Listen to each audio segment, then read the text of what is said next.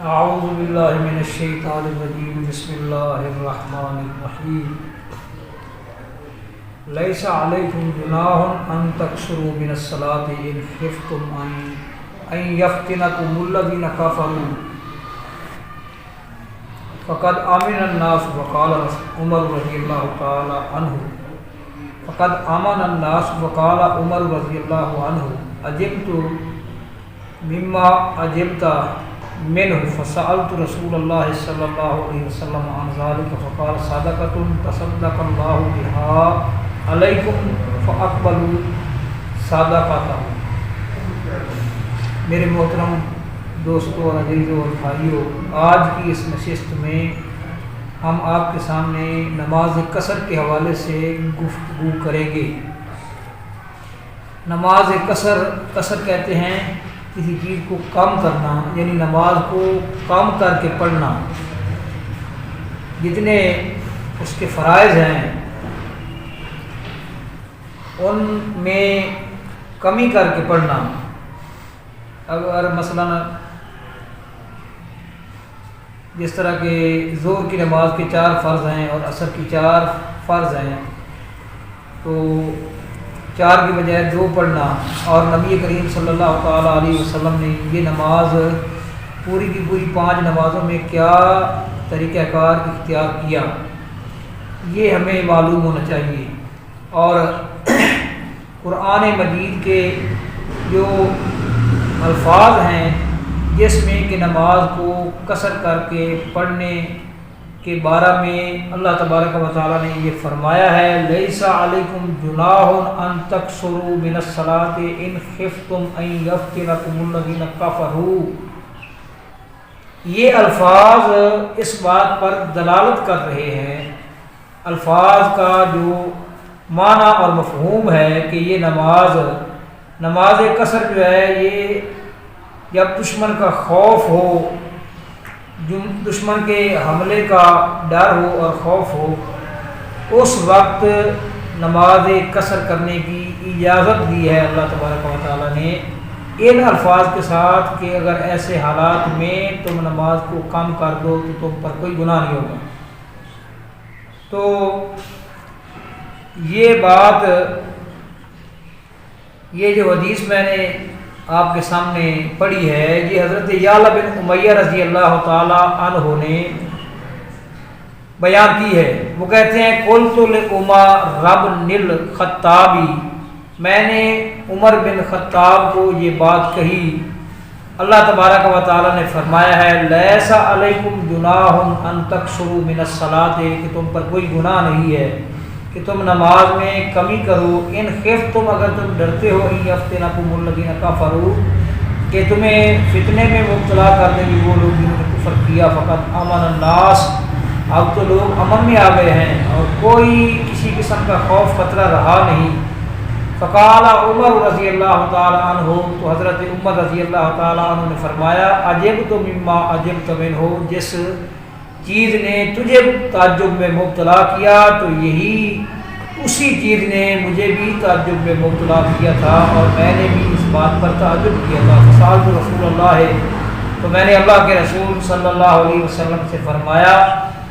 کہ عن ذالک، اس بارے میں نے آپ سے سوال کیا، فقال صدقۃ تصدق اللہ علیکم فاقبلوا صدقتہ، یہ صدقہ ہے جو اللہ تبارک و تعالیٰ نے تم پر کیا ہے، اس لیے اللہ تبارک و تعالیٰ کے صدقے کو قبول کر دو۔ حضرت عمر رضی اللہ تعالیٰ عنہ اس معاملے میں، ایسے معاملات میں حضرت عمر فاروق رضی اللہ تعالیٰ عنہ بڑے حساس تھے۔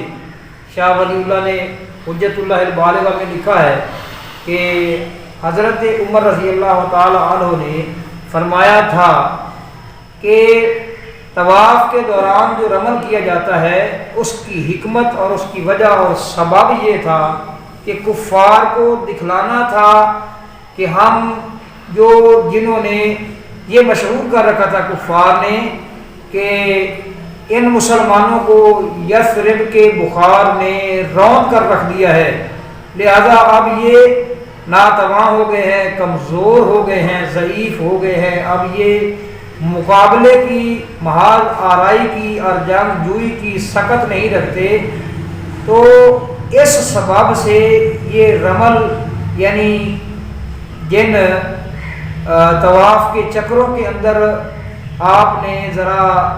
جو ہے نا وہ اپنے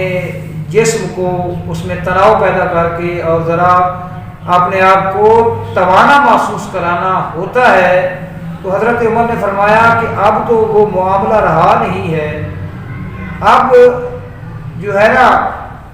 وہ معاملہ نہیں رہا، وہ پریشانی نہیں رہی۔ تو انہوں نے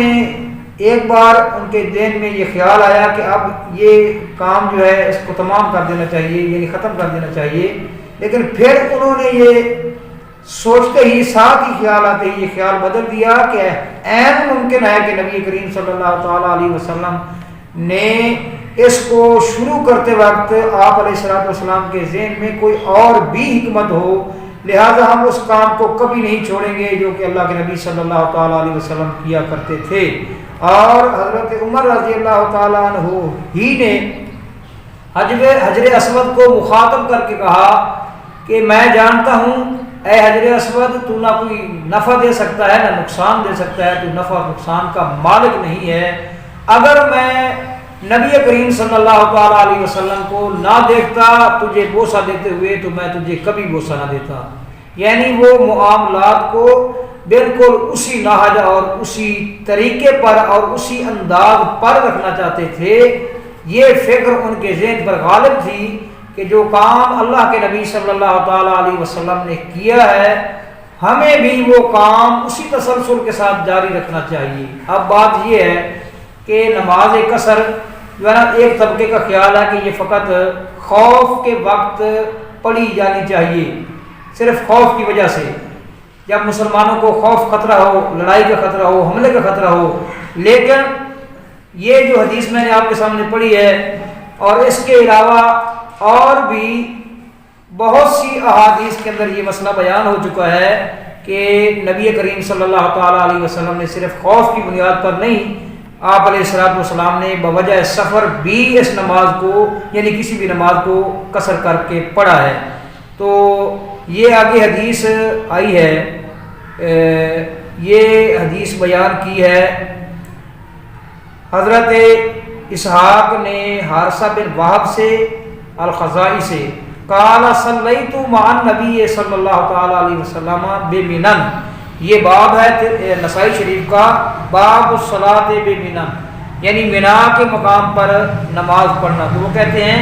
کہ میں نے نبی کریم صلی اللہ تعالیٰ علیہ وسلم کے ساتھ منا کے موقع پر مقام پر نماز پڑھی۔ آمن ما کان الناس واکثرہ رکعتین، لوگ جس قدر بھی تھے آپ علیہ السلام کے ساتھ وہ سارے کے سارے اس وقت امن کی صورت میں تھے، انہیں کسی قسم کا کوئی خوف خطرہ نہیں تھا اس وقت، اور وَأَكْثَرُهُ رَكَعَتَيْنِ، نبی کریم صلی اللہ تعالیٰ علیہ وسلم اکثر طور پر وہاں 2 رکعت نماز پڑھا کرتے تھے، یعنی آپ نے وہاں نماز قصر کی۔ اب نماز قصر کے حوالے سے جو ہے نا ایک جو فہم کا کہہ لیں اور سوجھ بوجھ کا کہہ لیں کہ ایک جو اختلاف ہے وہ یہ ہے اس بارے میں اس نماز کے متعلق کہ یہ نماز کتنی مسافت پر قصر کرنی چاہیے۔ ایک طبقے کا موقف ہے کہ نماز 3 فرسخ پر جو ہے نا وہ اس کو قصر کر کے پڑھنا چاہیے، اور حدیث میں آتا بھی ہے، بخاری کی حدیث ہے، فرسخ 3 فرسخ پر، اور وہ فرسخ جو ہے یہ سید ثابت مصری نے حجت اللہ مالکہ کی تعلیق میں تو ایک فرسخ جو ہے وہ 5 کلومیٹر کا لکھا ہے، لیکن دیگر علماء نے جو ہے نا اس کا جو ہے نا وہ 5 کلومیٹر کا نہیں 7 کلومیٹر کو وہ مانتے ہیں کہ ایک فرسخ 7 کلومیٹر کا ہوتا ہے۔ تو اس طرح 21 کلومیٹر یعنی سفر جو ہے نا، جو سفر عرف عام میں جس کو سفر کہا جائے، اس سفر پر جب انسان نے جانا ہو تو پھر جہاں وقت ہوگا وہاں وہ نماز قصر کرے گا۔ عرف عام میں جس کو سفر نہیں کہا جاتا، مثلا آپ جس شہر میں مقیم ہیں، جس آپ دیہات میں مقیم ہیں، تو اس کے آس پاس اگر آپ نے 5-7 کلومیٹر کا سفر کرنا ہے تو وہ عرف عام میں سفر نہیں ہے۔ عرف عام میں جو سفر جس کو سفر کہا جاتا ہے، عام لوگوں کے جو ہے نا وہ جو عام طور پر لوگوں کی یہ طے کردہ جو ہے نا باتیں ہیں اور ان کے درمیان جو مشہور ہیں اور معروف ہیں، اس کے مطابق انہوں نے سفر کی بھی ایک جو ہے نا وہ ایک کیفیت اور صورت متعین کر رکھی ہے۔ تو عرف عام میں جس کو سفر کہا جاتا ہے وہ سفر کرنا ہو تو پھر آپ جہاں نماز کا ٹائم ہوگا نماز قصر کریں گے، اور عرف عام میں جس کو سفر نہیں کہا جاتا وہاں قصر نہیں کی جائے گی۔ اس بات میں البتہ اختلاف ہے، ایک طبقے کا یہ موقف ہے کہ 3 فرسخ پر یعنی 21 کلومیٹر پر نماز قصر کرنی چاہیے، اور ایک طبقے کا موقف ہے جس میں عبداللہ بن عباس بھی شامل ہیں، عبداللہ بن عمر بھی شامل ہیں، اور اس میں امام بخاری رحمۃ اللہ علیہ بھی شامل ہیں۔ ہم نے تو یہ چیز جو ہے نا وہ اختیار کر رکھی ہے نا جو ہمارے ہدف میں ہے، جو ہمارے ٹارگٹ میں ہے، جن کے ساتھ ہماری محاذ آرائی ہے، وہ صحیح بات بھی کریں تو ان کی صحیح بات کو نہیں ماننا اور اس پر اعتراض ہی کرنا ہے۔ مثلا احناف کا یہ موقف ہے کہ 48 میل پر نماز قصر کرنی چاہیے، اور یہ بنتے ہیں 16 فرسخ۔ 16 فرسخ کا ذکر بخاری میں بھی آیا ہے، عبداللہ بن عباس اور عبداللہ بن عمر رضی اللہ تعالیٰ عنہما ان دونوں کا یہی موقف ہے کہ کم از کم 16 فرسخ سفر کرنا ہو تو پھر نماز قصر کرنی چاہیے، اور یہی موقف امام بخاری رحمۃ اللہ علیہ کا بھی ہے، صرف حنفیوں کا یہ موقف نہیں ہے، یہی موقف امام بخاری رحمۃ اللہ علیہ کا بھی ہے۔ اور وہ 16 فرسخ اگر 7 کلومیٹر کے حساب سے ایک فرسخ کی کو جو ہے نا پرسنٹیج کیا جائے تو وہ بنتے ہیں 112 کلومیٹر پر نماز قصر بنتی ہے، اور اس پر ایک بہت بڑا طبقہ عمل پیرا ہے، اس لیے اس معاملے میں جز بز ہونے کی، کسی پر اعتراض کرنے کی ضرورت نہیں ہے۔ ان دونوں کے دلائل میں سے آپ کو جو دلیل زیادہ قوی اور مثبت معلوم ہوتی ہے آپ اس پر عمل کر لیں، اس کے باقی مسائل کے بارے میں انشاءاللہ تعالی بعد میں گفتگو ہوگی۔